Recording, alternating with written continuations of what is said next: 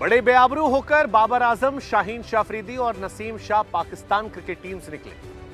बहुत निकले पाकिस्तानियों के अरमा, लेकिन मुल्तान टेस्ट में हार के बाद जरा कम ही निकले। मुल्तान में 550 रन प्लस बनाने के बाद जब पाकिस्तान की हार हुई थी तो सारी दुनिया को समझ में आ गया था कि भाई साहब टेस्ट क्रिकेट पे पाकिस्तान वर्स्ट हो गया है। उनके बल्लेबाज सिर्फ नाम के नंबर 1 है, उनके गेंदबाज सिर्फ नाम के 150 वाले हैं और अब शायद पाकिस्तान के सेलेक्टर्स को भी इस बात का एहसास हो गया, क्योंकि जो surgical strike Pakistan selection committee ने पाकिस्तान क्रिकेट टीम पर की है उसकी कल्पना करना भी आज से 1 साल पहले शायद नामुमकिन जैसा था। किसने सोचा था कि एक दिन पाकिस्तान की टीम बनेगी जिसमें बाबर आजम को ड्रॉप किया जाएगा, शाहीन शाह अफरीदी को ड्रॉप किया जाएगा, नसीम शाह को ड्रॉप किया जाएगा और तो और सरफराज अहमद जो खेल भी नहीं रहे थे उन्हें बिना खिलाए ही थैंक यू सो मच कर दिया जाएगा। लेकिन पाकिस्तान की आज की हार्श रियलिटी यही है और आकिब जावेद की सिलेक्शन कमेटी ने बाबर आजम को फाइनली ड्रॉप कर दिया। बाबर का ड्रॉप होना एक बहुत बड़ी खबर है। फखर जमान से लेकर दुनिया में सारे लोग जो है वो उस पर बात कर रहे हैं। कई लोग बाबर आजम का मजाक उड़ा रहे हैं हसन अली के उस स्टेटमेंट को लेकर जिसमें कहा गया था भाई किंग है कर लेगा। अब लोग कह रहे हैं यार ऐसा कौन सा किंग जो ड्रॉप कर दिया गया। शाहीन अफरीदी को लेकर भी चल रहा है ऐसा कौन सा ईगल जिसके पंख काट दिए गए, और नसीम के बारे में तो क्या ही कहा जाए।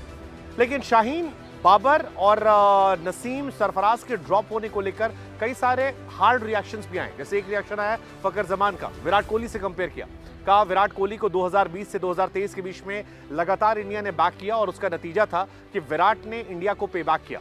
जब वो आए T20 वर्ल्ड कप की फाइनल पारी में दिखाया, ODI वर्ल्ड कप में बैक किया, उसका नतीजा दिखाया और अभी टेस्ट सीरीज का भी वो हिस्सा हो रहे हैं। लेकिन शाहीन शाह अफरीदी, बाबर और नसीम को हटाना फिलहाल एक बहुत बड़ी खबर है।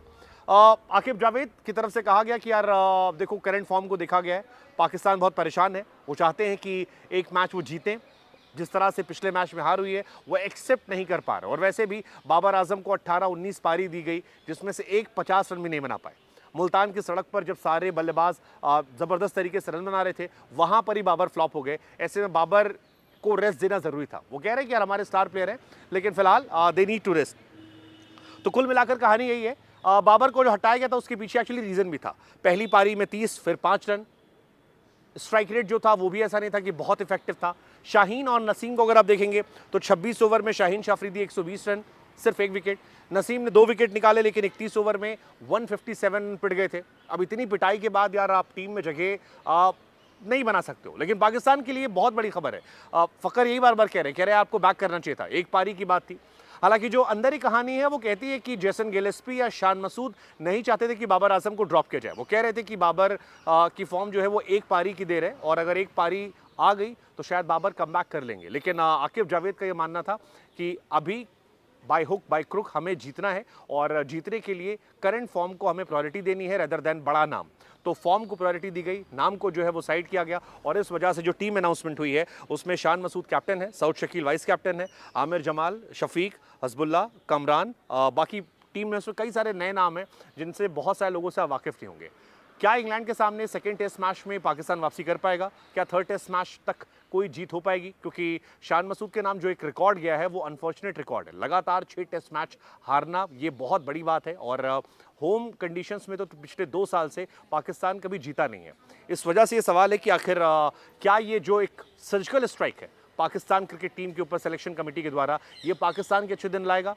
क्योंकि बाबर या बाकी जो है उन्हें एक सेटबैक तो चाहिए था, मौके बहुत सारे दिए गए थे लेकिन मौक़ों को वो भुना नहीं पा रहे थे। और अब सवाल यही है कि क्या इसके बाद पाकिस्तान क्रिकेट के अच्छे दिन आएंगे, क्या चीज़ें बदलेंगी, लेट्स जस्ट सी। लेकिन बाबर के साथ काफ़ी चीज़ें हुई हैं, जैसे कि पहले कैप्टनसी से हटाया गया, विराट को उन्होंने कहा था दिस शैल टू पास, उसके बाद से अब देखिए कैप्टनसी गई, कोई मैन ऑफ द मैच का अवार्ड उन्हें बीते 2 साल में नहीं मिला, 0 सक्सेस एशिया कप या T20 वर्ल्ड कप में रहे, कोई 50 नहीं रहा 2022 से T20 world cup test cricket में WTC में।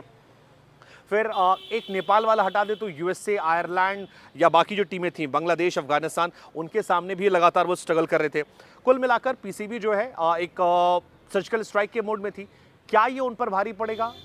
बहुत सारे लोगों का मानना था कि शान मसूद को बैठा जाना चाहिए, लेकिन शान मसूद ने पिछले मैच में वो 150 रन बनाकर शायद अपनी जगह फिक्स कर ली थी। अब इंग्लैंड के 2 टेस्ट मैच काफ़ी इंपॉर्टेंट है, अगर यहाँ से चीज़ें बेहतर हुई तो ठीक है, वरना शायद पाकिस्तान की पूरी टीम पर हो सकता है सर्जिकल स्ट्राइक हो जाए। वैसे आप क्या सोचते हैं बाबर आजम को हटाए जाने को लेकर, नसीम शाहीन को हटाए जाने को लेकर? क्योंकि ना बल्लेबाज ना गेंदबाज, पाकिस्तान में दोनों जो टॉप क्लास के प्लेयर्स थे वो सब फिलहाल गायब हो गए हैं। और ये बहुत बहुत बहुत बड़ा कदम है कि जिनको आपने स्टार्स कहा, आपने कहा ये तो सिर्फ कागज के शेर थे, ग्राउंड पर तो ढेर हो गए थे।